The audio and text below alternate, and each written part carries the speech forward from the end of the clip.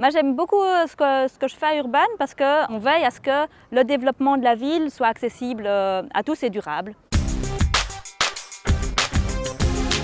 Urban, c'est l'administration bruxelloise qui gère la politique d'urbanisme, de patrimoine culturel et de rénovation urbaine pour toute la région bruxelloise. Grâce à Belle Iris, il y a des projets de mobilité comme la rénovation de stations de métro, la création d'une passerelle qui permet de traverser les deux rives du canal. On a des projets de rénovation de logements sociaux comme les tours Peter Boss, la création d'un centre sportif à Forêt, la rénovation de piscines à Ixelles, des projets de mise en valeur du patrimoine comme l'Atonium ou la rénovation de la Place Royale, des projets aussi de création et de rénovation des espaces publics, des espaces verts, comme par exemple le parc du Cinquantenaire où on se trouve ici.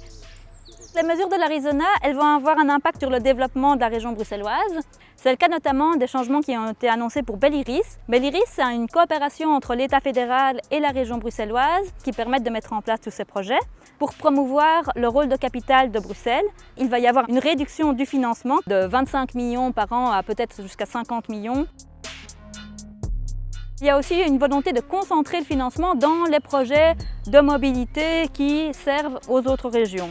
Principalement des grands projets routiers ou autres qui vont servir aux nafteurs, ce qui est important, mais du coup on met de côté aussi tous les projets qui participaient au bien-être de tous les usagers de Bruxelles. Et participer au bien-être des usagers de Bruxelles, c'est aussi apporter des retombées économiques parce que Bruxelles devient une ville agréable à vivre. C'est évidemment un win-win de permettre de développer des beaux projets. Ça sert et aux habitants et aux touristes. Et donc c'est dommage de réduire ce type de financement qui bénéficiait in fine à tout le monde.